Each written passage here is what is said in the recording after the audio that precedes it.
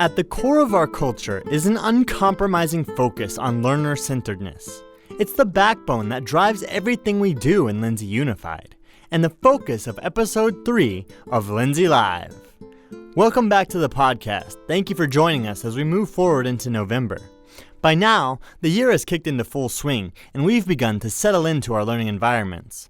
After 2 months of school, we may begin to feel the temptation to sit back and let our momentum carry us into the holidays. Now more than ever, adult convenience must be put aside, and the desire to provide the ideal learning experience must remain at the core of our work. Throughout history, education has centered around adults. They have had control, and students have been rewarded for compliance. Too often, these adults make decisions to put themselves in favorable conditions. Decisions designed to make their jobs as simple as possible, like giving every student the same assignment and advancing them based on age instead of mastery.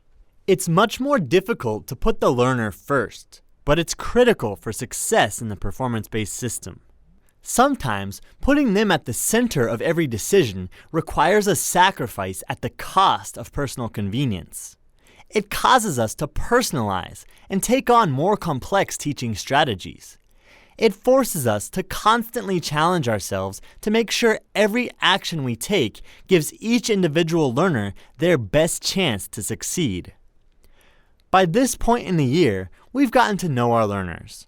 We've established a routine and set up a framework for success. In most of our learning environments, we've already grouped our learners by needs and co-created a personalized learning plan with each of them. Ideally, we've already built a learner-centered culture that has empowered our learners to direct their own learning and excel independently. We often think of culture as something that happens on its own, through indirect means. On the contrary, we must take deliberate steps to establish a culture. It requires deep thought about the beliefs, behaviors, customs, and attitudes that will be taught or reinforced.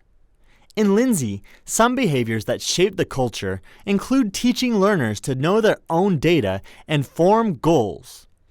Learners know what they are learning and why it is important. Once the goal is set, they track progress and are supported to learn about the process of attaining goals. Attaining goals is a joint venture between the LF and the learners. When more support and additional learning opportunities are needed, the LF recognizes this and increases the support. Working together, learners learn the life skills they need in order to achieve: goal setting, tracking, adjusting, persevering, celebrating. We can't overlook the importance of learners understanding that life is full of challenges. The way they approach problems is critical. Are you choosing to succeed? Is challenge a bummer, or is it viewed as an opportunity to persevere and grow? A learner-centered culture is about empowering learners to deal with challenges and use them to develop the skill set necessary to navigate life. Establishing a culture of self-guided, lifelong learners is only half the battle. When creating a learner-centered culture, the adults have a responsibility to know each child. When we get to know each learner, their strengths shine and their weaknesses become opportunities for growth. This is when they begin to understand the growth mindset and support each other as unique individuals. Everyone doesn't have to be the same. Instead, learners accept differences as a part of life and show respect to one another. It is the responsibility of the learning facilitator to discover the capabilities, interests, and needs of each learner and help them develop a strategy that best complements their unique characteristics.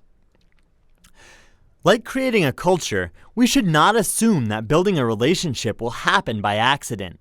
We must take specific steps to cultivate these personal relationships with each of our learners. The first step to building positive relationships is to make time for them. A successful farmer would never tell you that he waters his crops whenever he feels like it. Rather, they would intentionally set aside time to make sure they receive the nourishment they need. You might try creating a schedule that allows for 5 minutes of one-on-one conversations each day at the end of station rotation time. This will create 25 minutes of focused interaction time by the end of the week and could allow you to visit with up to 25 learners. Even taking that one extra minute to get to know your learners on a personal level can go a long way towards building a culture around their life, interests, and needs. For administrators or team leaders, designating this responsibility by challenging staff members to meet with 10 different learners for 1-minute chats can accelerate the growth of a learner-centered culture. Encourage them to join you in the Move the Bead Challenge by wearing a bracelet with 10 beads on it as a symbolic reminder to take 1 minute daily to speak with 10 different learners about their life. This doesn't have to be about school. Just take the time to ensure you speak with learners in a one-on-one way and move 1 bead each time you do. This helps create a system that guarantees every single learner at the site is known and has a meaningful conversation each week. It also creates community-wide involvement and purpose for all staff members. All stakeholders in the performance-based system play a role in this process. They should all have an authentic investment in a learner-centered culture. Learners, learning facilitators, administrators, classified staff, the board of trustees, parents, and community members all agree to align their actions and behaviors to the strategic design.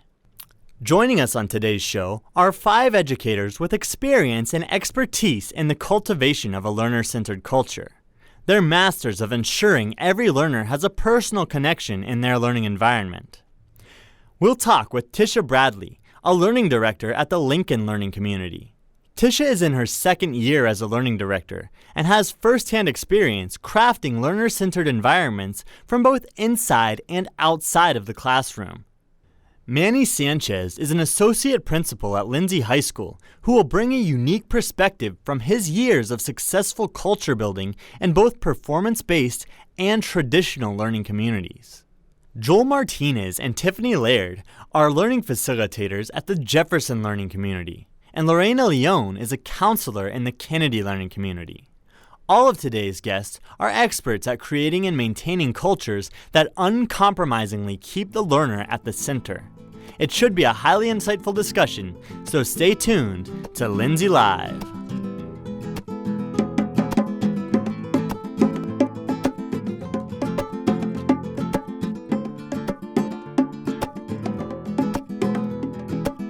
Welcome back to episode 3 of Lindsay Live. I'm here with Manny Sanchez, Tiffany Laird, Tisha Bradley, Joel Martinez, and Lorena Leon. Big group today, so thanks for being with us. Today we're talking about creating and maintaining learner-centered environments and building cultures. So Tiffany, now that the educational year has started to gain some momentum, how do you prevent yourself from getting comfortable or falling into bad habits? I try implementing new strategies, teaching practices, and structures constantly. After district-wide PD, professional development, I also try to carry out what I've learned. Also, every opportunity I get, I enhance my expertise and further my education. What kind of strategies do you use to keep your culture centered around the learner? I use station rotation, one of the strategies learned in professional development, to keep my culture centered around the learner, where the learners are engaged, on task, challenged, and producing rigorous Common Core work. I also use Kagan structures, micro-teaching, SMART goals, and Hattie strategies to promote collaboration, cooperation, and teamwork within the learning environment. Joel, what does that look like in the kindergarten environment? Because most of your learners are new learners, and for some of them, it might even be their first experience working with others. So how do you go about building and maintaining a culture at the kindergarten level? I think for me, a lot of it is teaching them that we're a family and that we work together, especially in kindergarten. The first thing is that they want me to solve their issues and their problems.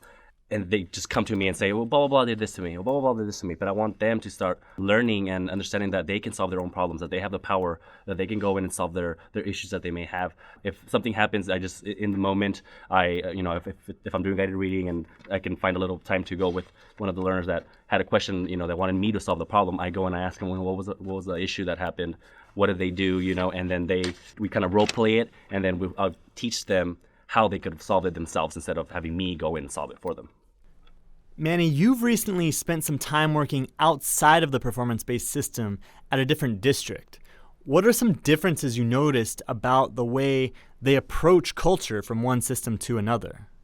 I believe that most organizations, the value of culture is semi-underestimated and is not a huge priority on the overall scheme of things. So many institutions solely focus on test scores, passing rates, discipline trends, and while these are important, these are not the only factors in determining if a school or a district culture is breeding college and career-ready graduates.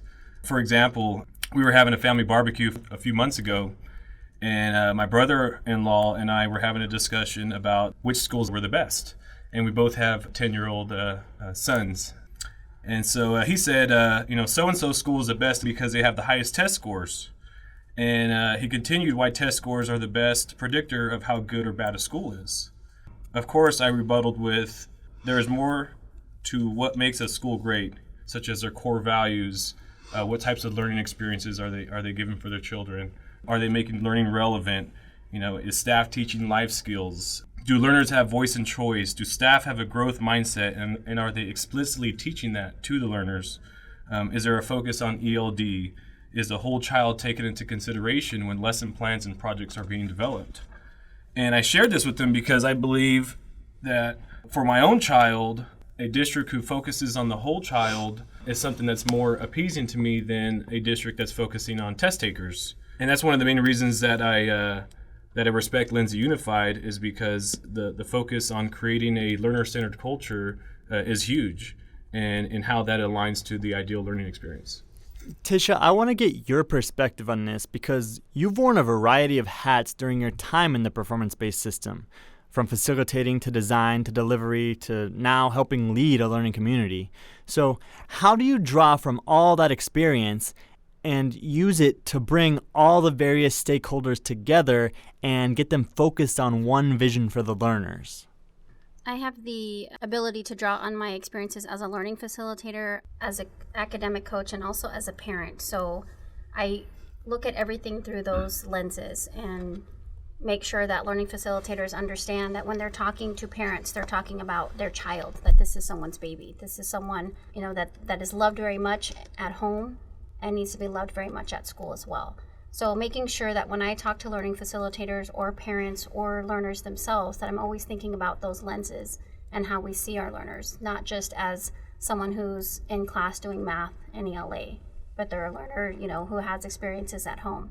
And I think the only way to do that is to be real and to have those conversations and say, hey, don't forget, this is so-and-so's child, or how would you want your child treated at school? What would we do for this learner if it was your niece or your nephew? Having those conversations and just being transparent about it is the way that I help stakeholders be involved. What are some basic strategies that you use to make sure that every learner in your learning community feels known? Being open, meeting and greeting learners every morning at the front gates, asking about their weekend, introducing ourselves to our parents, personally inviting them to be on committees, attending events, high-fiving the learners as we run into them in the grocery stores and sporting events around the community. It gives the learner a sense of belonging and that they matter. Yeah, in the mornings, I greet every single one of my kindergartners. They come in, I give them a high five, and they get really happy. And I always say their name, thank you, good morning, so-and-so, and they get really, they smile, and I know they're ready, they're ready to go. And, whatever happened at home happened, and now they're here, in our classroom, and they're safe, and that I know who they are, and I'm here for them. Also, I think genuinely taking an interest in the learners. If you see a learner wearing a football team's, jersey or sweatshirt, asking them if they saw the game, asking who their favorite player is, and then remembering that. Taking the time to actually care about what that learner's interested in will go miles and miles for you with that learner. And I think it's important to, going along with that, especially those learners that have the difficulties with behavior, and they're the ones that, that's that one learner that does this. If you see something like, hey, how are you doing today? You know what I mean? And that way they also feel like, oh, not everybody's always, you're doing this wrong, and this wrong. Somebody's talking to me about my favorite sports team, and they feel more comfortable with you. And I think that's extremely helpful. I had a learning facilitator approach me this afternoon about some positive comments on one of our learners. And I asked him, is it okay if I share with the learner these comments? He said, oh, yes. And I said, let's take it a step farther. Let's go ahead and contact the parent and tell them about their academic growth and how they've matured and how they're behaving now at school. And so after school, I approached the learner, and she looked at me with these big eyes and said, well, that's a first. Nobody's ever called to make positive comments. I only get phone calls when I misbehave. So that 60-second conversation, I'm kind of excited next week to see how she's going to approach me. I think we've just built an additional connection. Mm-hmm. I'd say too, don't stop the learner, continue to motivate them, challenge them, bring them to that level 4. If they've already met their learning targets, push them. Don't just say, okay, you know it all, so now what? Just challenge them. One strategy to ensure that all learners are heard is challenging all staff to build relationships with learners, whether they're LFs, support staff, grounds folks, cafeteria folks. We have many stakeholders who bring a wide variety of perspectives and experiences and a wide variety of educational levels. When someone takes that time, that effort to find that common ground with a learner, it makes that person's day. And it does lead to opportunities for empowerment, for raising one's self-efficacy, and ensuring that each learner at every site not only feels included, but feels respected. Treating them almost as family, in a sense. Now, what does it take to translate that relationship and build it into academic success? When you build that relationship with a learner and you find that common ground, you can leverage that relationship to then motivate them to perform academically. It's a lot easier as a learning facilitator to bring in some real life contexts into that lesson when you know that child. For example, if you're teaching area and perimeter as a math LF, and you have gotten to know the learners in your class, and let's say there's several learners who have dads or moms who are in the construction business and can relate to building a fence, how easily would it be to relate the perimeter of a shape to building a fence and making that connection to, hey, Johnny, I know your dad is a contractor. I'm sure he's built a fence in the past. How does this relate to building a fence as far as perimeter? And so those opportunities could be leveraged and capitalized on, but it starts with the relationship. And then the result is that academic achievement and that academic growth. I don't think you can have those academic conversations very effectively without relationships. I think if the learner knows that you're genuinely interested in them as a person and their academic success is just part of who they are, then you can have those conversations more, easily or without any hard feelings. A learner doesn't feel attacked when we're being transparent with data. They feel like you're really interested in my reading or my math because you do care about me. And because this is just part of who I am as a learner, I'm here at this level as a reader or as a mathematician, and your conversation with me is about helping me to be successful. That transparency doesn't come, I don't think, easily without a relationship. You've mentioned it twice, Tisha. I just wanted to reiterate the focus on being genuine. These kids, they could see through folks who are not being real and who are not being genuine. And so it's important that you are genuine in those approaches, because, if you genuinely are not interested and you are trying to fake a relationship or you're trying to fake an approach with the learner, it's almost best to not even take that approach until you're ready to be genuine about that approach or about that relationship.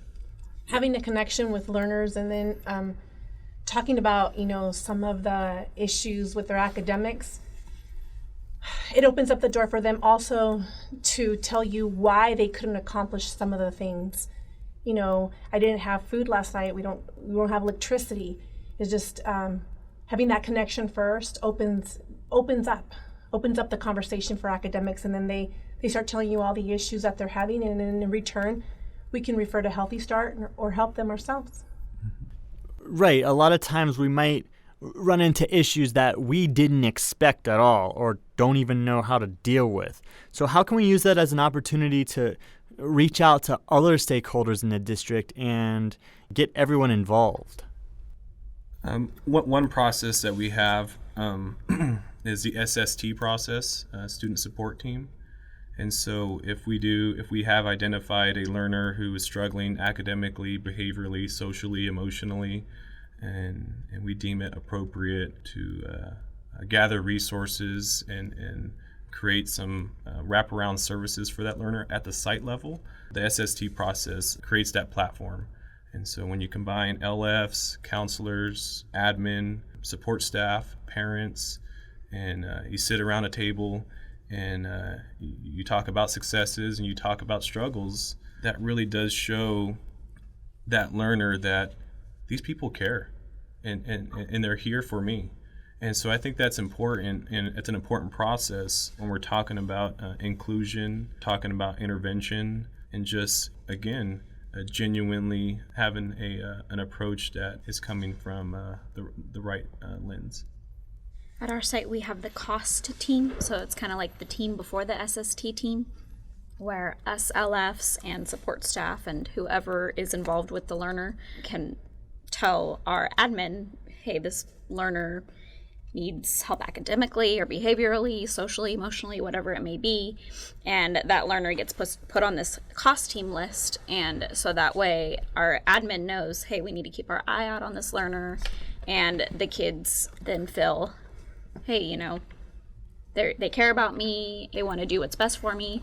So as to not forget that learner, they start them off on that list, and then as the process continues, then it goes to the SST team, and then they get the further resource that they need. We're really looking at all parts of this learner: academic life, social life, home life. And that's where we have, as Tiffany was mentioning, all hands on deck. We have admin there, support staff, counselors, Healthy Start staff, anyone else that we want to bring to the table to make sure that this learner's needs are being met. So every stakeholder has a role. Absolutely. Parents are invited, and sometimes learners are invited depending on their age and if it's appropriate. Now, what are some of the biggest struggles that you've run into during this culture building process, and how have you been able to overcome them? For me, it's been trust. Somewhere along the line, the learners, their trust was broken at home. So something that I struggle with is trust, and I have to be consistent, because sometimes having breakfast during the meet and greet, having lunch, going to the same rotation and learning environments is how you build trust. They count on having a schedule, and that schedule is what makes me want to be here throughout the chaos of coming from home. So we talk about building this schedule and establishing a plan, and now it's November. We've built that. We've had enough time to get to know our learners and build plans around them. So how do we avoid the complacency of the holiday season and avoid that tendency to lean on what we know and what's familiar, what's comfortable, and instead take steps to continue to go deeper, continue to check and adjust, continue to get to know our learners and build that relationship around them? I think for me, they're so little, and my job is to pretty much train them and help them, guide them to become empowered themselves so they can solve their own issues. And it's just building one little block at a time. It's all year long. Some learners, it takes them all year long. Some of them don't finish, because they're developmentally appropriately, they're not there yet. But most of them, it just takes a little bit, and by the end of the year, they're able to solve most of their issues by themselves. And that's when a lot of the magic happens, because I'm able to work, guided reading, and I know everybody's they're doing what they're supposed to be doing. They know, or if they have an issue, they know how to solve it before they need to come to me to solve it. I was going to say, what gets celebrated gets monitored, and data is so important. So if we're trying to get learner-centered culture going, we can pick something, and our site, we pick something that we're going to celebrate for a time period. And let's say it's lifelong learning completion, or it's reading targets, or it's following the code of collaboration. We celebrate that. And as long as we're celebrating it, we're keeping it at the forefront, learners are setting goals for that, that translates into improvement. If we celebrate that growth, whether it's minimal or huge leaps and bounds in an area, they'll continue to have that urgency for whatever it is that we set that goal for. So goal setting is going to be a huge piece. Celebrating growth will be a huge piece. And then keeping that conversation alive. So with data chats or meeting with learners, meeting with class, meeting with the whole site, we celebrate a lot of things site-wide. Keeping it there and alive is the only way to keep that urgency and not to have complacency. There's a saying that Barry Sommers has, and it's take care of yourselves so you could take care of them. And I think it's important that during this time of the year, even as staff, we could become complacent. And we have a lot of things going on in our own personal lives with family. Sometimes this time of the year does bring up old memories. It brings up dilemmas in the household with budgets or with Christmas and gifts. And so ensuring that we're taking care of ourselves and sharing that with our staff. And sometimes we could fall into the trap of a push. We got pacing matrices. We got to get this done. We got to get that done.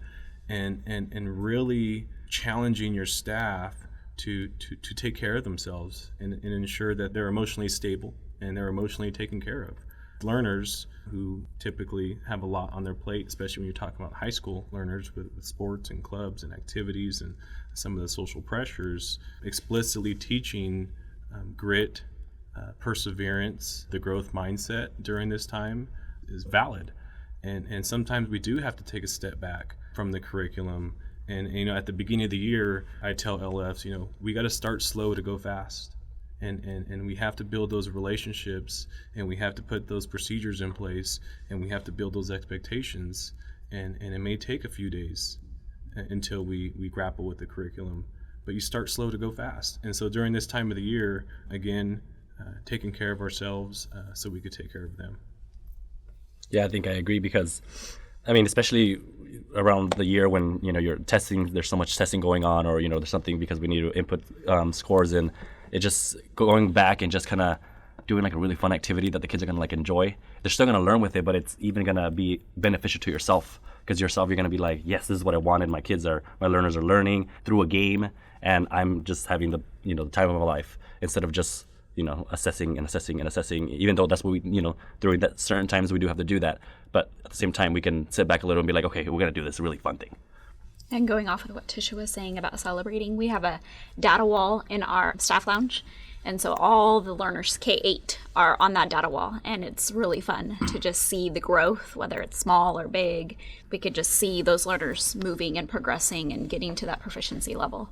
So it's really neat to see that and celebrate that. That's awesome. No better time to celebrate, right? So to wrap it up, any closing words of advice for anyone out there who's looking to make a shift towards the performance-based system, towards building cultures that are truly centered around learners? When I first started with this journey with performance-based system, I was in the classroom in a kindergarten classroom. And one of the conversations that I had with my learners, I think about this all the time. I showed up to work and I said, okay, we had a couple meetings about, we were going to do this thing with Marzano, and it was going to be learner-centered and performance-based. And I sat down with my class and I said, I need you to tell me what you need and how I can help you. And I said, our principal pays me every day to come here to help you learn. So I need you to tell me now what you need. And they're 4 and 5 years old. So they were like, oh, of course that's why you're here. But me saying it out loud to them put me in a position where I was now holding myself accountable to whatever these learners needed. So if they said, I need to lay down in the library and read books for, this period of time because this is what I need as a learner, then I was going to have to be okay with that. So I really literally said it out loud and turned it over to them and said, I'm here to help you. So how can I help you? What can I do? What do you need? And it changed everything that I did from that point forward. And I feel like it changed me as a person, changed my life because I became a servant leader to those learners before I even knew what servant leadership was. I'd say don't be afraid to take risks and ask for help. And then also have data chats with your learners, make sure you're transparent. Mm-hmm. Let them know how they're doing, give them a chance to let them tell you how they're doing. Just come up with solutions together as a teamwork, collaborate. I think it's really important to have those data chats with them so that, they can tell you what they're feeling and how they're thinking, and you can tell them, you come up with solutions together as a team. And it's really powerful. I love that. It's so easy to take control as an adult because we are on a pacing calendar and we want to get through, certain things throughout the year. But when you stop and you listen to the learners, it really makes a difference. I have a lot of learner-centered committees. One of them is my college and career committee. They come in, they do surveys. They ask the 8th graders, what do you want to learn before you get to the high school? They put the presentations together, and their comments to me is, what, sometimes, Mrs. Leon, kids learn better from each other than they do from an adult. So one of the things that I've had a hard time with is, giving up some of that control, but it's really made a difference. I'm listening to the learners, and I like what Tish said, just the service to the kids is better when you listen to them. There definitely needs to be a growth mindset. You definitely have to think outside the box. And when you find yourself in a dilemma or a situation, one filter that we have here in Lindsay that I really respect is this what's right for learners? And that's important. And if you have that at the core of all your decisions, of all the initiatives, of all the programs and the brainstorming and the ideas, if that filter of is this what's right for learners is at the core, then you'll never be wrong. In a traditional system, there are a lot of good practices that happen. There is, ELD instruction, there is site-wide literacy, there is accountability. But what makes the performance-based special and different is the focus on the whole child, the focus on being a master of that content rather than relying on time to determine when you get moved along.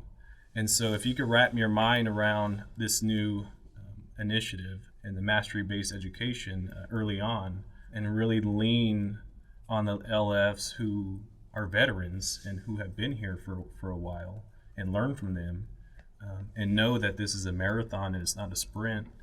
This is an art, it's not a job. If you could really comprehend that and accept that, then you're in the right line of work and you're in the right district.